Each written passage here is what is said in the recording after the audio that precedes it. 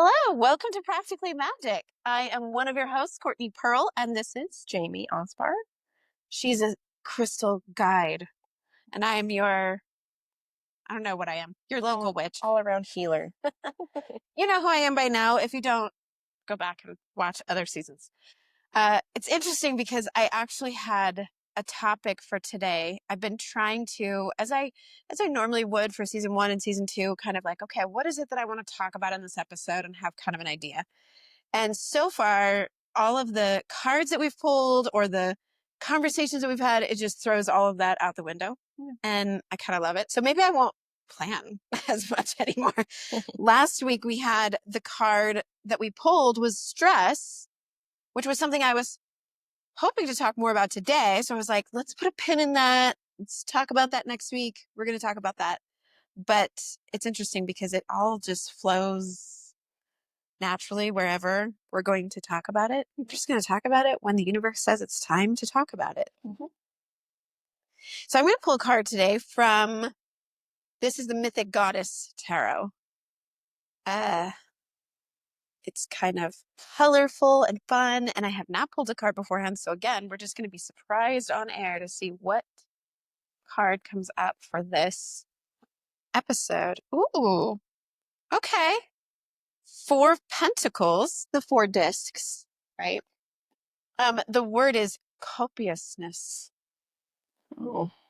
Do you know that word? I don't know that word. Is it like copulation? Yes, please. That. We could talk about that. We could talk about that. Actually, that's a great idea. We should see again. I'm trying to plan an episode, but we'll just end up talking about that when we talk about it. But it's interesting because the 4 came up. I was, working with my social media, trying to post clips yesterday. I've been working on trying to I have the new Practically Magic podcast Instagram. So I wanted to put some clips from there, from Prism Healing. And I've been kind of discouraged because social media is just a whole thing. Hi, Fred. But it's like growing followers and how necessary is it? And, do I really want to focus on that? Because it feels very, look at me, look at me. But I looked at it yesterday and it was, my followers were at 444. And I was like, oh, actually, that works nicely. 4s are like stability. So in the tarot, it's kind of like you're not at the end of your journey or the goal that you've met, but you're at a really good place. Okay. So it's good to just stop and celebrate that. So the pentacles often come up in areas of wealth, earthly possessions, your finances, things like that. So just to kind of stop and reflect on, maybe I'm kind of in a stable place right now. I feel good. I feel like maybe I'm not where I want to be yet, but I'm feeling kind of okay. On the right path, maybe? Yeah. Yeah, that's cool. Yeah, very opposite of what we had last week, which is stress. Yeah. And then we're talking about stress. And now we're talking about balance. Balance. Isn't that interesting? Because what's the crystal that we're talking about today? Yeah, we have copper this week, which is all about balance. So when you talk about metals, just really quick, I'm just going to go through this. Maybe it's a good time to kind of plug the crystal. But when you're talking about metals, and a lot of times we're talking about jewelry or just whatever it is that you're using the metals for. Gold would be more masculine. It's that bright yellow like the sun, so it's more masculine. Silver is more feminine, like the moon. Copper is that balance between the two. So it is really good for a balance. This little card, I create these cards for, you probably can't really see it, and I've got the dog, but they describe the crystals that I sell. They have an affirmation. They have like what zodiacs they're connected to. Leo, isn't that interesting? Yeah. So it's Cambria, but what it says is, for sure, copper is known as a balancer of emotions. It's a conductor of energy. When used alongside crystals and stones, it intensifies, enhances, and channels their energy. Copper helps rid mental burdens and raise self-esteem through the power of high vibrations, helping you find mental clarity. Yeah, I'll show that. Little cards that you can check out the crystals that you're looking to buy. what they mean. These descriptions are also on the website. Yeah. For each of the crystals. So copper, this is native copper from Michigan. This is so cool. really I picked cool. This one up and it was like attached to the ones around it because it's so jaggedy. How cool is that? Yeah. So different. I have a piece of copper. When I got a piece, someone told me, they were like, this is going to intensify energies with other things. So you can partner it with other crystals or you can partner with other things. And whatever that is, it's going to kind of intensify it. But it was a polished, round sphere, like a palm stone. But this is so raw and so cool. Yeah. And you're getting all that like mineralization that copper gets that turns it that green color with the veining of the actual natural copper. They're just absolutely beautiful pieces. Look at that. So that is really cool that's the card that you pull. Yeah. And it goes along with the crystal that we're talking about. And we're going from last week talking about stress and feeling kind of that chaos. Yeah. To feeling more in alignment and balanced. Along with the card and the crystal. They just go together so well. It's really cool. Perfect. I love that balance. I never even heard that. And I'm all about balance.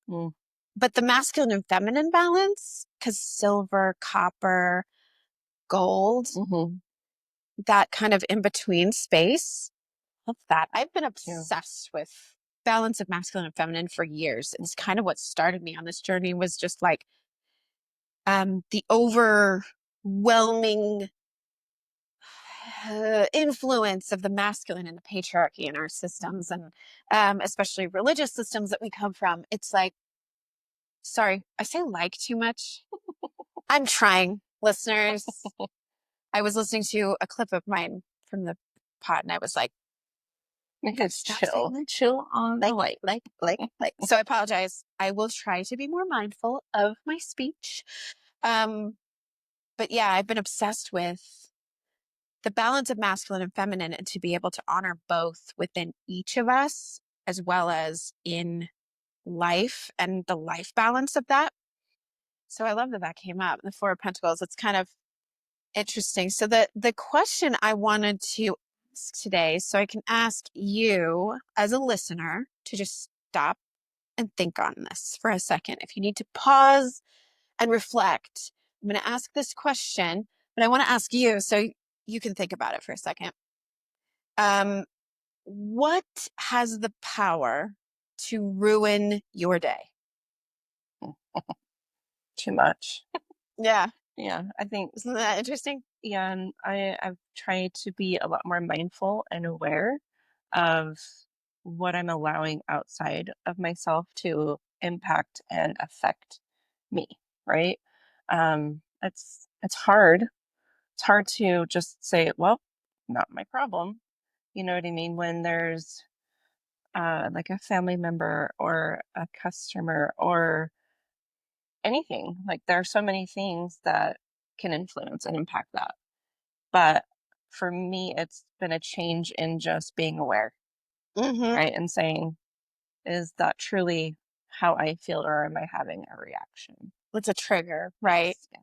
It's triggering something in me that deep down, if you can uncover it, is a belief system. We don't realize it because it's subconscious, but it does. It always comes back to what level of shame under all of that is coming up when this happens. And it's funny because we were actually just not to like throw anyone under the bus or anything, but we were setting up this morning. We're getting ready to record in the crystal shop, and she was noticing like fingerprints on the door or little things, but I totally understand that. I understand that level of stress. Yeah. I get that way, especially with my kids. And that's something that again, that's another thing that really triggered my healing journey is, do you really want to be this kind of mom? Right. I mean, that's really deep down.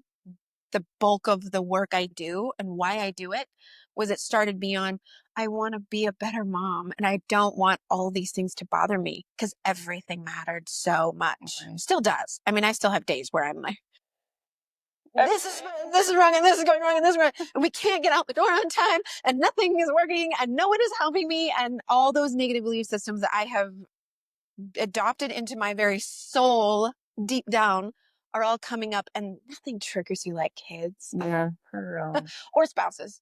I think relationships in general can really just go, hey, where's all the parts of you that you have not healed or witnessed? Let's bring them all out and make it so hard. Yeah.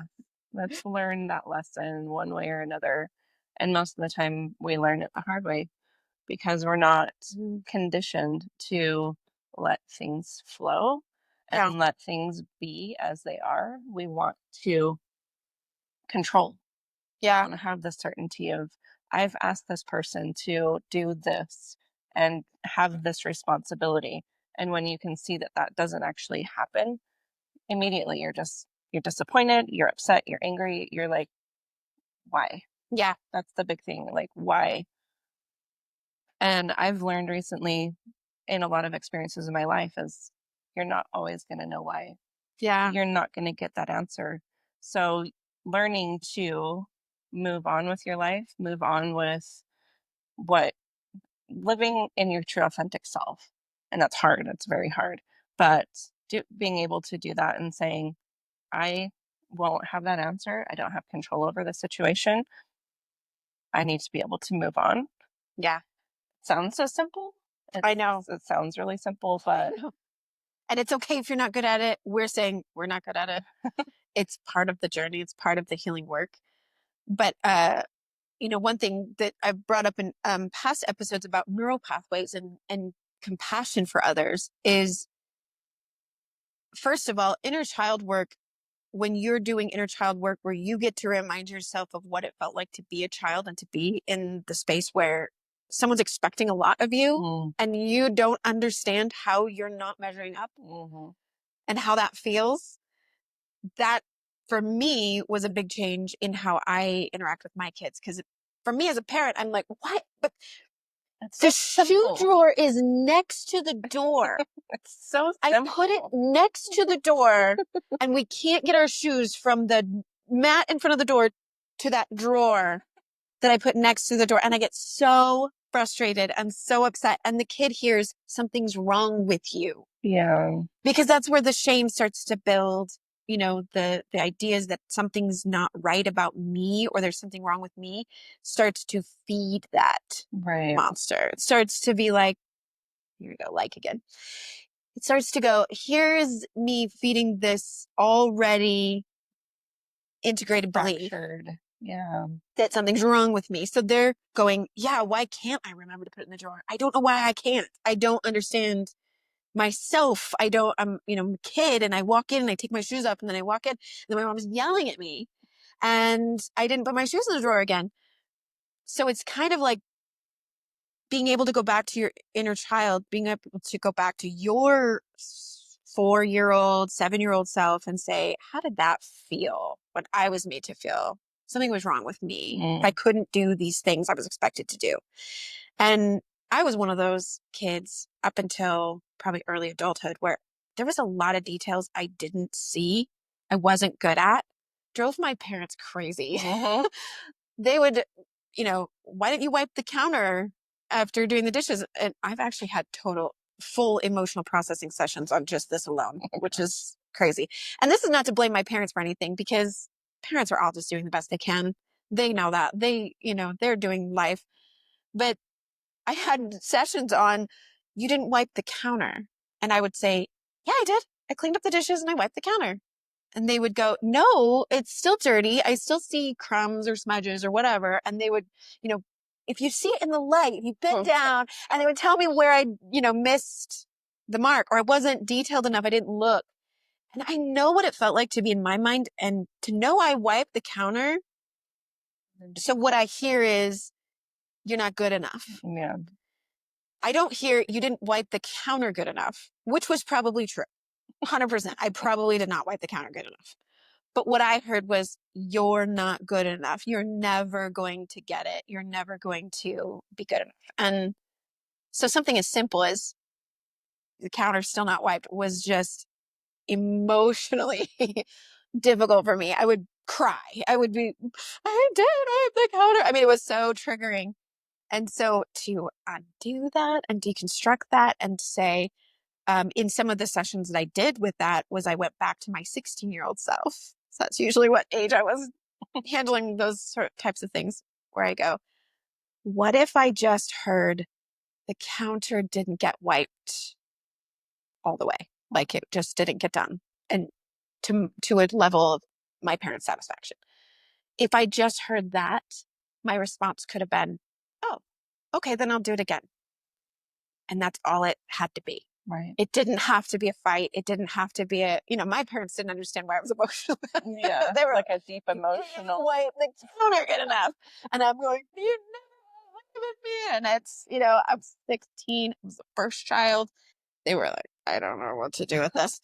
But everybody has stories like that. I mean, everybody has stories that it's your thing.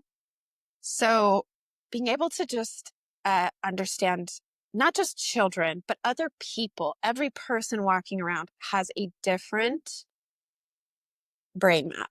They have a different way of getting needs met, and they have a different way of seeing the world than you. So to think, okay, so these young people that work here, and they're lovely, and they do a great job. I didn't mean to throw anyone under the bus. I only mentioned it because it was perfect for what we're talking about. Right. But to just say, you know what, they don't see the switches on the window.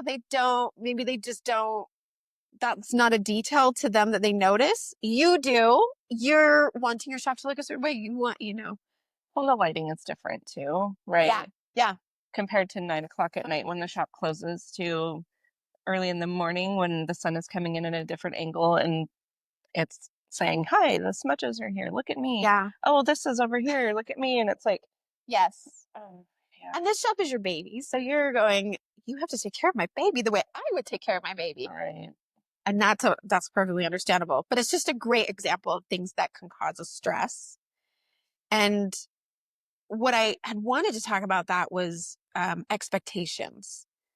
I always kind of try to talk to my art students, because art, I always feel, is a great way to see the way we do life. We're doing life like artists.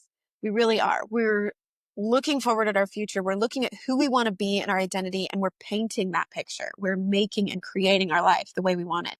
Just like we would if we had a blank canvas and we said, now I'm going to create a piece of art. And so when I teach art students, I really try to use art as a metaphor for life. And if you go into a certain art project with these very high expectations, these images in your head of, make this a beautiful landscape that's going to be so breathtaking, it's going to take everyone's breath away. It's just going to be this crystal clear lake and these beautiful pine trees and this mountain range in the background. And I have it all here in my head of what it's going to look like. And then you start painting and it's not working. And the lake looks like a blue blob. If you're a 10-year-old making a painting and you think, I want it to look like a Bob Ross painting, but what I'm making looks like a blue blob, that can be so frustrating. Yes. And 9-year-olds, 10-year-olds is the developmental stage of when they start to switch from, I'm just doing things for fun, to I have to succeed at these things. There's a definition of success and failure that happens at age 9. Mm-hmm. So that's when they decide they're a good artist or they're not a good artist. And most of them decide they're not a good artist because they can't get their artwork to live up to expectations. Do you think of anything that you... That was exactly the age that I told you the story about. I believe it was 3rd grade. I know the grade I was in. I know the name of my teacher. Mm-hmm. I can still see her face, and it still affects me to a degree of just, I don't know. I still don't trust that I can create art. But I had put time and effort into creating this. I think it was like a comic strip. Mm. So it wasn't anything like very artistic or like anything crazy, but it was something artistic, right? So it was like 4, what do they call them? Windows, blocks? Yeah, panels. So panels, that's what it is.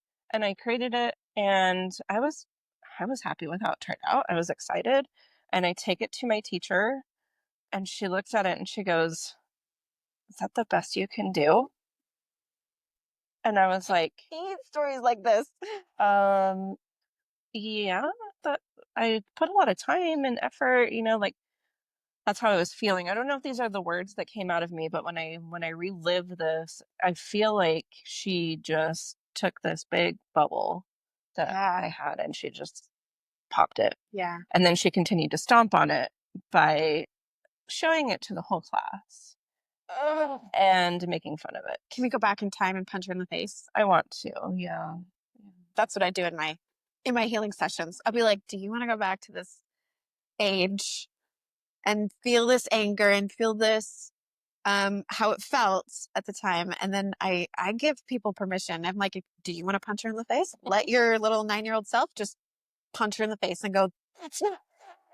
Don't say that. It's really awful. So from that time on, and even to this day, I struggle. I struggle really, really hard to make anything quote unquote artistic, to put something. And you are very artistic. That's what's so sad, is what a stifling that does. And then again, it's just a feeding of that shame monster, that shame part of us that goes, I'm not good at this. I can't do art. I'm not good at it. Which is why healing through art is such a powerful, I just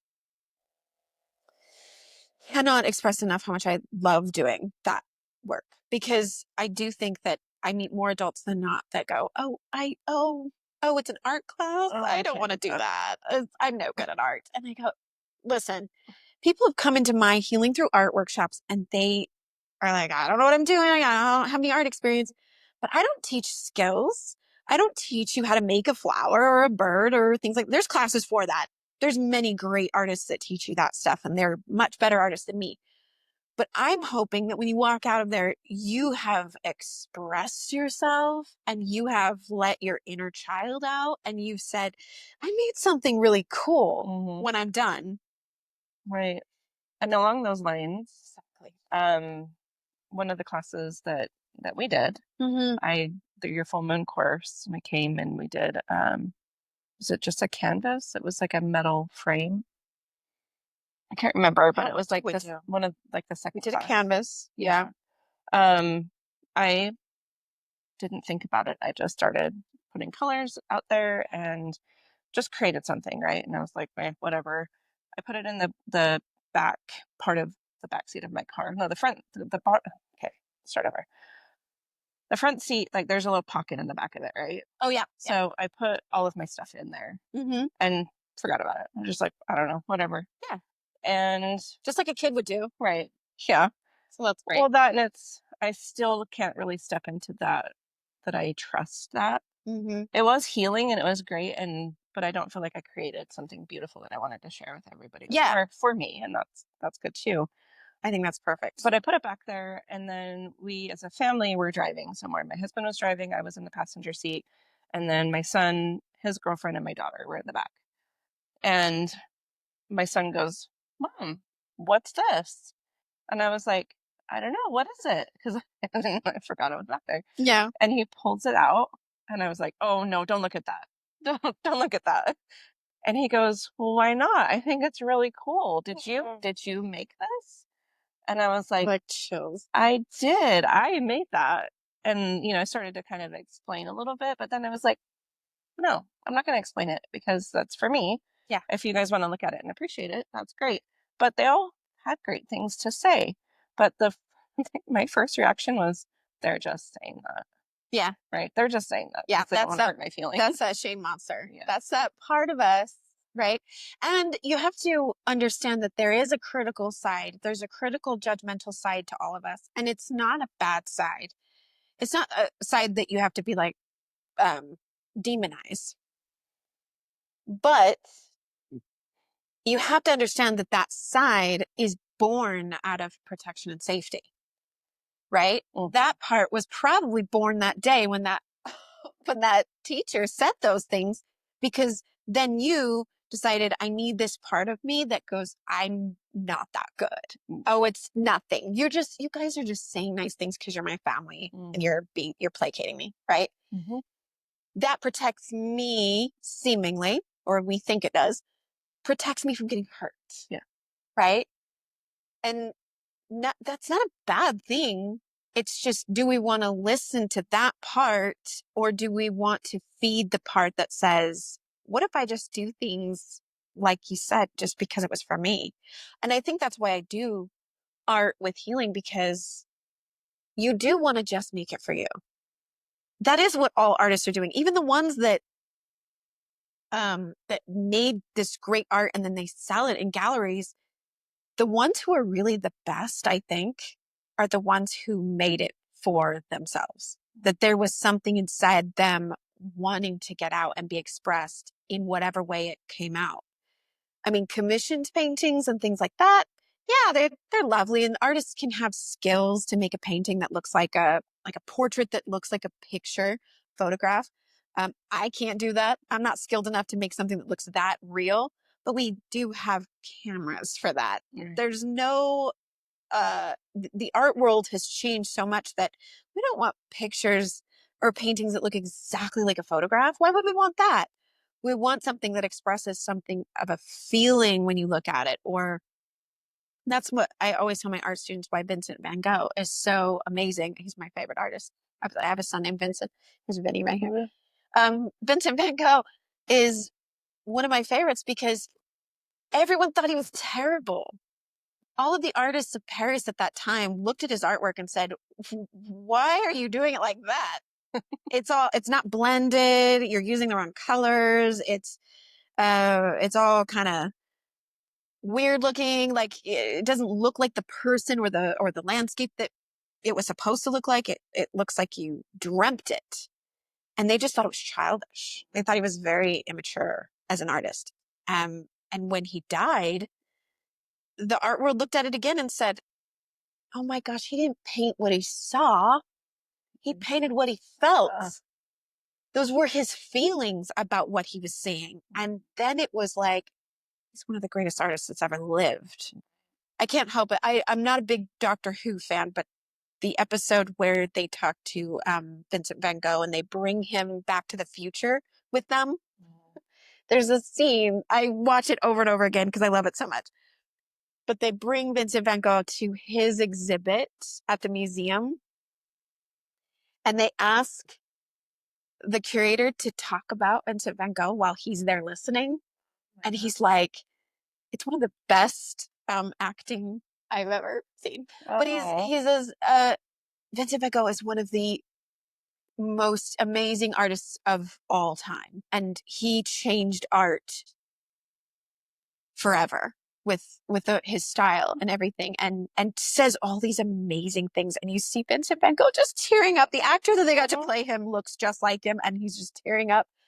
And you're just, I think I named my son Vincent after that scene particularly because it was so powerful. And I thought, that's so true. What an amazing transformation of perception that represents.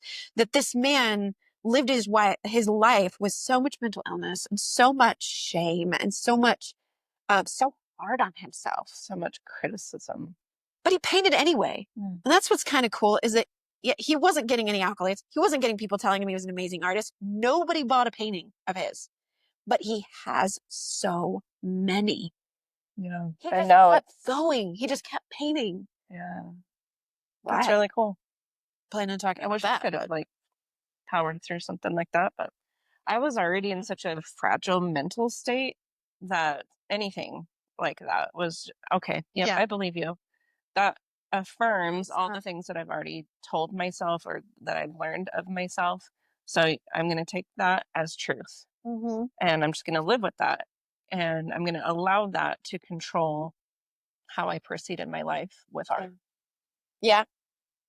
Which, do you feel like because of that, does it bleed into other areas of your life where you say, okay, if I can't do art, this is also what I've decided about me and success, or me and money, or me and, which is kind of the point, is it all kind of overlaps. Yeah.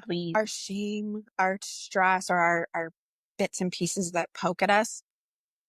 And that's kind of the point of noticing those moments of stress throughout the day, is just when we notice that these things really bother me, And I love that you said control, because those who've listened to the podcast know I've talked about that endlessly. That's my big issue. That's why I get so frustrated with my kids, because I feel like y'all are stealing my peace because I want my house to look a certain way, and I want my day to look a certain way, and I want my life to look a certain way.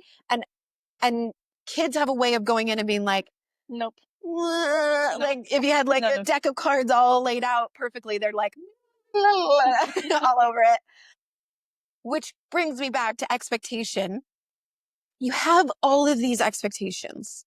You have expectations of what your painting should look like, or you have an expectation what your day should look like, or how your business is going to go, or how just anything. Expectations. It's a little bit like perfectionism. You have these expectations, and it's not a bad thing to want things or to visualize things the way you want it. But there is a difference between expectation and anticipation. Mm-hmm. And so the way I teach kids is expectation is here. And for those just listening, I'm just putting my hand up in the air. And like a level, we're trying to a level, yeah. Right. It's a high level. And then reality is down here. And there's all the space between. That's what stress is. Stress comes from my expectation is this, but reality isn't meeting it. And now I'm stressed. And now I have to figure out how to get those to, how to get that. Yeah. So you're not trying to bring your expectations down. Yeah. You're trying to push everything Push reality into that expectation. Yes, and that is not how it works. Especially, as we've talked before, about how much of that centers around other people. Right. And your environment. Is like, if your expectations are here, my kids are going to behave. Actually, this is a perfect example, because we were at the networking meeting yesterday and I brought my kids.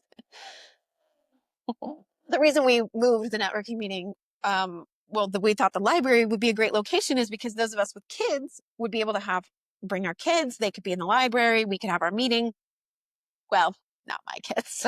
Well, not always. Sometimes they're very well behaved. The other kids there were also strict. They were a little, yeah. So they got a little rowdy. For a long time. And had to be asked to sit in the chairs.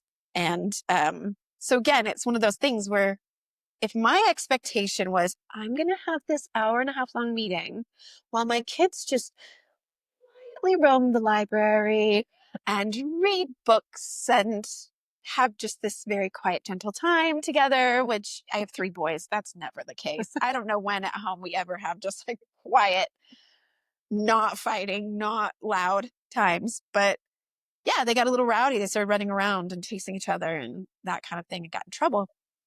So again, I could have been like, okay, my expectations were this. My reality was this. Tons of stress in between that, oh my gosh, I just need to sit in this meeting and I don't want to be interrupted. And no, reality is I'm probably going to have to, give them tasks, give them something that is engaging for them to do. And I'm going to have to go out there and check on them often and settle them down and redirect them. And I'm going to have to be more hands-on in both of those spaces, not just be totally present in the meeting, which I knew, which is why I couldn't be leading and hosting the meetings, because I'm going to have to like step out and handle my kids while they're home for the summer. So yeah, anticipation would be, I anticipate that I'm going to be able to engage with this meeting somewhat, and that I am going to have to also engage with my kids and keep them on track. And anticipating that just about anything could happen in that space. We may have to leave if the kids just like can't handle themselves there and it's too long of a meeting for them. But I am going to be able to at least see my friends and networking people. I'm going to be able to at least show my face and be present enough for them to know I came and I cared and I connected with some of them. Am I going to be able to connect with everyone? No, that's an expectation. Mm-hmm. But just, I anticipate that I'm going to be able to see some people, and I'm going to be able to have my kids check out books at the library. Mm-hmm. And that is exactly what happened, along with all of the other things that happened. So it's about kind of going into it with, what is the most important thing that I get out of this? And no matter what happens, can I still get that? No matter what, even if the things don't work as planned. So let me ask you this. How do you feel about the phrase, hope for the best, but expect the worst? Mm. Because And I think that's a fine line, right? Right. I find myself saying that, but it doesn't feel like it resonates because you're saying, I want this and this is where I want to be, but it's probably going to happen this way. Yeah. Right? So you're taking away from. You're kind of like pulling that vibration all the way down to the worst. Right. I do think in cognitive therapy, I love the idea of if you suffer from anxiety about things, saying what's the best thing that could happen, what's the worst thing that could happen, and then what's most likely to happen. Because I feel like that allows you to bring it back into a space in the middle that is so gray area that so much can happen. And then your brain is already settling down because you think, well, the best case scenario probably isn't likely, but the worst case scenario isn't likely either. Right. So that means somewhere in the middle is more likely. Yeah. And I do that with my kids. And I always recommend it with kids because sometimes kids can think up the worst case scenario for, the first day of school or something they're nervous about. So to just kind of play with it and say, okay, best case scenario. And you go way above and beyond here. You show up at school and it has turned into Disneyland and there are roller coasters and rides and everyone's handing out ice cream cones for free and they're burning all the books. They're burning all the books. Yeah, you don't have to do any work. And it's, you can really have fun with it. You can just go above and beyond what's really reality. And then worst case scenario, they're locking kids in dungeons. They're whipping them. Yeah. There's nothing but tests all day and then mountains of homework at night. You just kind of, like drum up this really awful experience. And then it gets creative and kind of fun. Because then you go, well, that's not really likely. we're not expecting that to actually happen. Somewhere in the middle might be more where we're going to be. Are we going to have fun all day long? Probably not. But I have known teachers to pull out some fun things and do fun things once in a while and celebrate when there's an accomplishment. So I do think, the phrase that you're saying, it kind of does make you, when you say expect the worst, when I talk about manifestation or visualization, that's kind of like, we're just going to go ahead and visualize the worst. Yeah. And is that really the energy you want to attract? No, because it's where you put your focus, right? Yeah. Wherever you're putting your focus, like if you want to focus on the big delusion, the big happy, the most unlikely best thing that can happen, then that's going to bring you closer to that. I'm not going to say that that's actually going to happen, but it's going to push your vibration upwards, right? Yeah. Where if you're like, oh, the worst thing is going to happen, I'm just going to focus on that, that's more likely, then actually that's probably what you'll get closer to that. Yeah. So I love how this is all kind of circling around to balance. I know. It's circling around to the card that you pulled and the crystal that we're talking about and staying in that gray area. The gray area that you're talking about is the balance, right? You talk about swinging the pendulum. We've talked about this a lot lately too. Bring it back. In my childhood, the pendulum was way over here. It was very controlled. It was, you have to go to church every Sunday. You have to live your life in a certain way. These expectations are set on you, and I could never meet them. So when I had control of that, when I could say, I'm not going to do that anymore, I took the pendulum and I swung it way over here. And I said, I don't want anything to do with that anymore. That's what spirituality, religion is. Here's a way of rejecting that completely. I did that all the way over here. And I lived in this for a really long time. And then I found crystals. And my pendulum started to kind of come down to that gray area, right? And I was like, oh my gosh, this is what people are talking about being spiritual. Yeah. Right? Not religious, not anything else that has that stigma to it. Spirituality lives within each of us. Yes. And it's empowering. Right. And however you choose to live in that spirituality, whether it is an organized religion, whether it's something metaphysical, whether it's whatever that looks like for you, if that's what resonates and feels good, lean into it. Why Lean not? into it, And because play with it do and we want to explore like it. feel good? Do we want to enjoy our lives? Or do we want to constantly be questioning if we're doing it right? Oh, It's so heavy. And to be able to like let that go. oh my gosh, that was powerful. Always questioning whether we're doing it right. I feel like that's like laser being focused on some of the really deep work. Right. That is kind of when you come down to it, that is a lot of the stress. A lot of stress that people are experiencing is, am I doing it right? Am I pleasing others? People? Am I a good mom? Am I a good wife? Am I a good friend? Yes. Am I a good dog owner? Am I a good homeowner? Yeah. Am I there's so many Doing things it that we can right. set that expectation that you were talking about. Yes. We can set that so high. There's absolutely no way we can get there. Yeah. So anticipation, Perfectionism. that gray area is balance. Yes. It's finding a way to say, I would love to have all of these things up here, and I would love to not have all of these things down here. How can I live in harmony and balance between the two? Yeah. And find a path that works. What works for you might not work for me. What works for me might not work for the next person. But when you find that, and what I love what we're doing here is sharing our experiences in life so that others can look at that and go, wow, I want to try that. Yeah. And you don't have to do it exactly the same way. Or But call it the same things. I mean, right. I'm always real hesitant, and I should just like commit and say a thing the way that I use it. But since the podcast first started, I'm very hesitant to say spells or, to call it one, or God, to call it one thing, because I really, really, really keep feeling like every time it comes out of my mouth may not be what you call it, and that's okay. Like what I call it and what you call it, that can be so different, and still everything I'm saying will resonate, will fall in line to what you need. Right. That makes sense. Right. Yeah.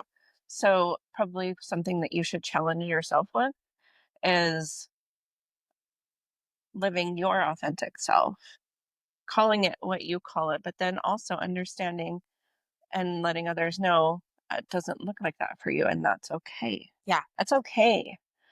Uh, it's such a heavy burden to carry. Yeah. To feel like we all need to do it the same way. We all need to live up to these expectations. We all need to do this and that to get to heaven. Or Yeah. otherwise, if you're not doing it perfectly, you're going to hell. You're going to hell. I know. And It's so black and white, and it's so heavy. Why? yeah. After some time away from organized religion, doesn't it kind of feel, when you think back on it, like it just feels ridiculous? It feels so wild. Yeah. That there are still people who sit in church and just hear should the whole time, and they are somehow fed from that. And when you've stepped away long enough to explore, what is it that I want, what is it that and you look back on that and say, wow, that was just a cage. That was just like being in a cage and not knowing that there was a whole world outside of it. Right.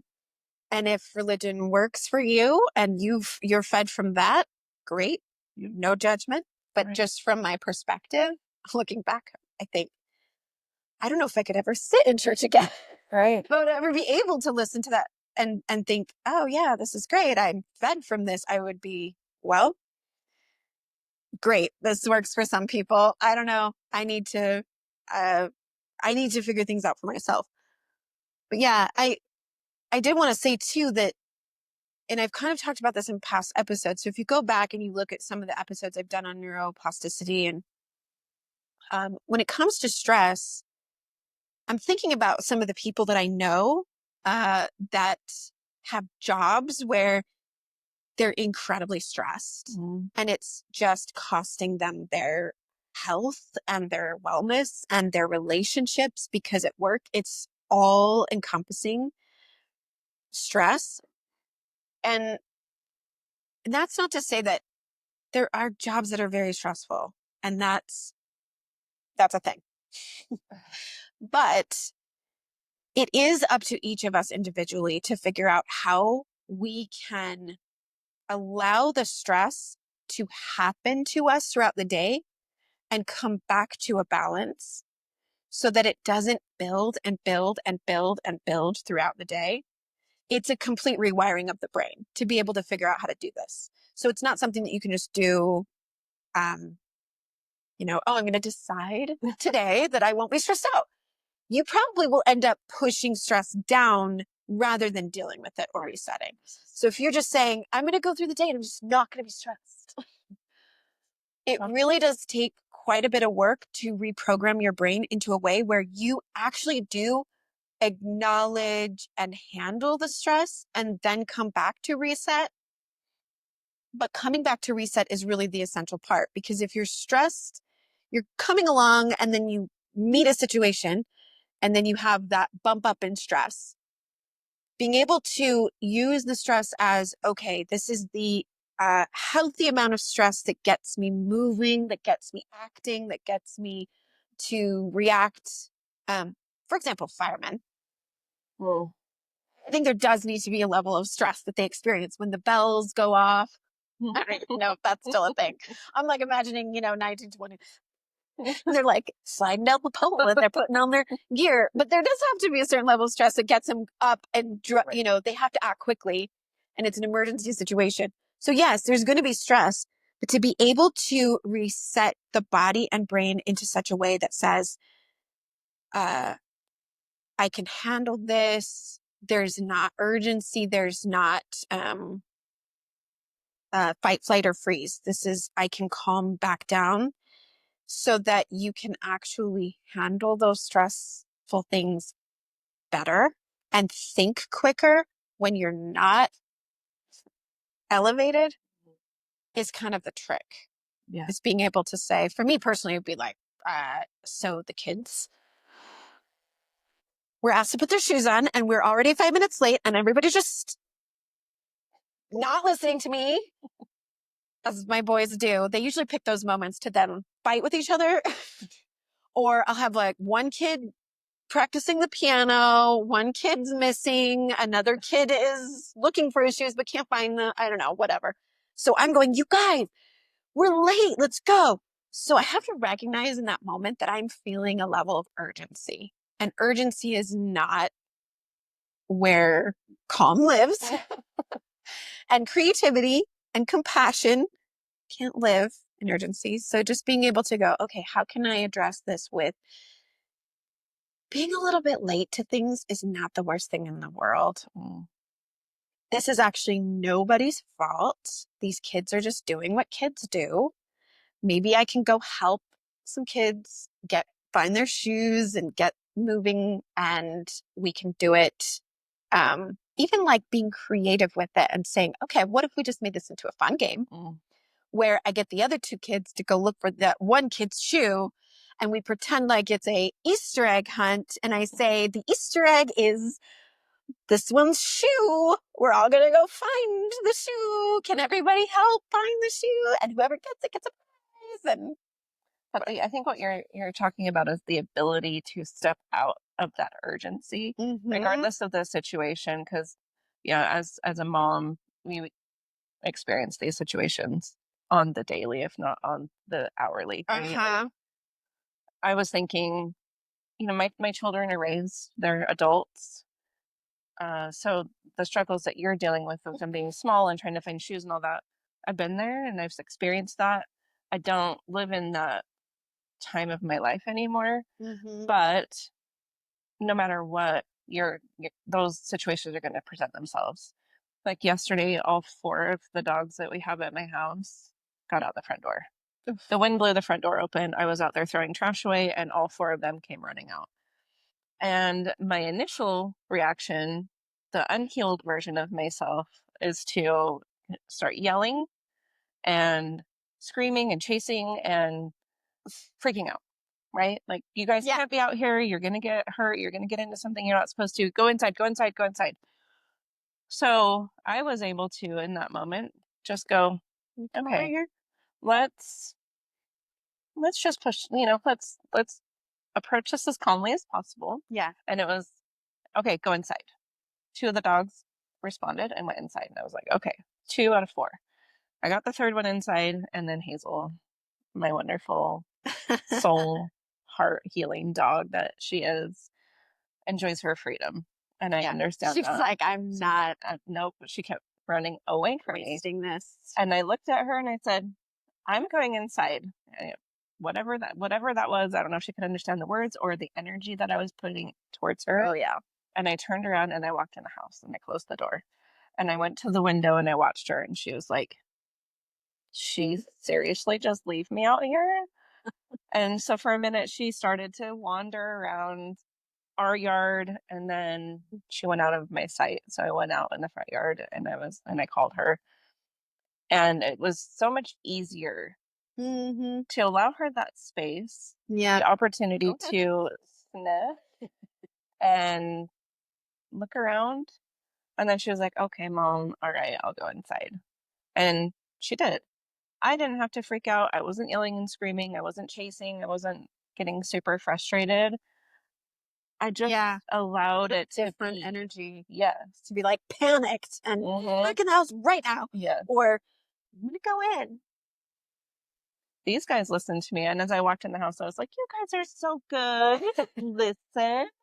You know what I mean? So it was like praising them, but I could see the wheels turning in her mind. So it's very similar to children, right? Obviously, they don't talk and they don't really understand, but that is a different energy too for kids. Yes. Yeah. Yeah. And that is, I've noticed, something that they respond to more is, can I lean into what it is they're needing? And I do struggle with that, especially with my oldest, who he loves his autonomy and freedom. I know this. And part of it has been, consequences for his actions is to restrict his freedom. But it's hard because that is what he's seeking. So how can I both lean into and honor, well, how do I get him what he's needing instead of that being the consequence? And that's kind of what you did with Hazel, was like, she needs to be out here for a minute. Maybe she's just going to like explore, scratch that itch, and then she'll come in when I call her. Yeah. So we're circling back again, right? To the balance. How do we balance our emotions? How do we balance how things trigger us into, instead of letting it push us up into that anxiety, panic, anger? How do we allow that?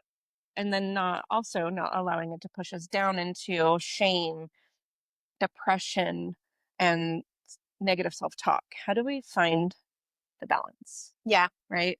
So a lot of it is just being able to stay present, to take that half a second to go, no, I'm going to do it different this time. And to watch the magic take over. Yeah. Because when you're putting that positive, upbeat, happy energy out there, even in times of stress, it is stressful. 4 dogs outside the house that are just like, they could go anywhere. And I'm one person. And I could freak out, and that would, for me, I know that pushes them in different directions, right? For me to take that moment and go, I don't know, but I'm not going to freak out this time. Yeah.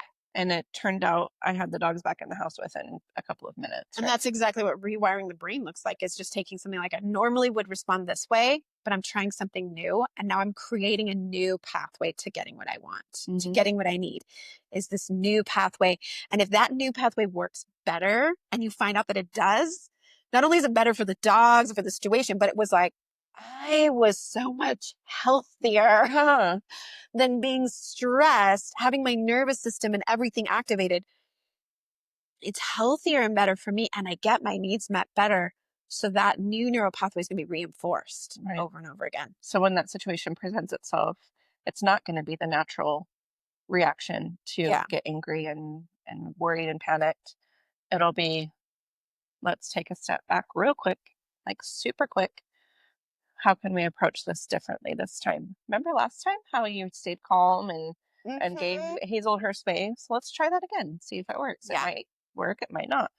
But yeah, may have to take a walk and go find her. Yes, it's maybe what will happen. But either way, and that is the definition of, when they talk about, I can't remember who said it, but depression is living in the past, anxiety is living in the future, and to come back into balance is to be present in now. And that doesn't mean you can't have some anticipations and visualizations of like, I want my future to look like this. These are the things I want to attract to myself. I think even in meditation, it's fun to play on that. That's kind of where my mind wanders to, is this is what I visualize for myself. This is what I visualize myself in 5 years. This is what I want my life to look like. Or even, my day ahead of me. This is what I would like my day ahead of me to look like. And then I just play it out in my head like an artist would paint it out on a picture. But then to say, okay, now I'm going to go live in that reality in my own space presently as I move through the day. So I have some cool things we'll share about that next time, but we're going to finish up today. And wow, just so many great things that we talked about. You guys are so lucky to be involved in our conversation, because we're just brilliantly pontificating here with our theories. So we have copper as our crystal of the week here. First week of September, back to balance is the theme. And so come and visit Rising Moon Minerals. Yes. Tell them where they can find you. Yeah, visit the website, risingmoonminerals.com. There's actually more on the website than it can actually fit in the shop. So there are a lot of options, a lot of descriptions. You can look at the crystals and it will give you the information, like on the cards that I do. I am on Instagram, Rising Moon Minerals, TikTok, Facebook. Google me. Google Rising Moon Minerals, and I should come up for you. The shop is here in Riverton, Utah, in Mountain View Village, right by Cinemark Theater and Kona Grill. So come. You can see all the people walking by as we've been talking. I love the windows. They're just here while we're talking, and people will just pop by. Yeah. Yep. Come and visit the shop. It's really great. And then if either of us are here, just come say hi. I'll be here a bit here and there. If you have questions, about crystals that you just want to reach out to Jaime, you have her website, you have her contact info. But if you want something specifically featured on the podcast, you can go to our pod page. I just updated it all with our pictures and profiles and contacts and all of that yesterday. So it's all up on the pod page. Which is practically-magic.com. And that's magic with a CK, like old English magic. But there's a really cool little tab in the corner that says questions. And so you can insert questions for us that have to do with the healing world, the crystals, the magic, anything that you are looking for more clarity about. We can use that as a topic of discussion for our episodes. And we'll even give you a shout out if you want to. There's also a donate button on that page. So if there's, just any kind of appreciation, people who do podcasts don't really get paid a whole lot. We just do this for funsies. So if you wanted to buy us a coffee or something, I wouldn't say no to that. We'll share it. We'll get one coffee and we'll share it among the two of us, or you can buy us both a coffee. That would be great. So that's all on that pod page, and all the episodes of the podcast, seasons 1 and 2, and now season 3 are going to be up on that page. But you can also find us on YouTube. We have a new Instagram, practically_magic_podcast on Instagram. I'm just barely starting that up. So there's just a few videos and clips coming out there, but you can follow us and that would really be helpful. And please share and like episodes. Follow and subscribe on YouTube, because it really helps our following and attracts more sponsors and gets us paid and all the things that we want to do. For me, Prism Healing, you can find me on Instagram, prism_healing. I do energy healing work. I have full sessions, mini sessions, and card reading sessions, and more available on my website, prism-healing.com. And I'm going to take a quick second to just thank our sponsors. So we have Rising Moon Minerals as our main sponsor, obviously. But I would like to thank Sunshine Community. We're both members of the Sunshine Community and partners, and we love that it's just a great way to support all of the local businesses here in Utah that are started by women and women-run businesses. So thank you, Sunshine Community, and thank you, Ride the Wave Media, for producing and putting out this podcast. Jess Blaine is our producer, and he also has Blaine's World. So go check that out if you want to hang out with him and see what he's doing. He's a blast. He's super fun to hang out with. You've seen him on my podcast before a couple of times. So thank you, and we'll see you next week. Witches and Wizards, go make magic.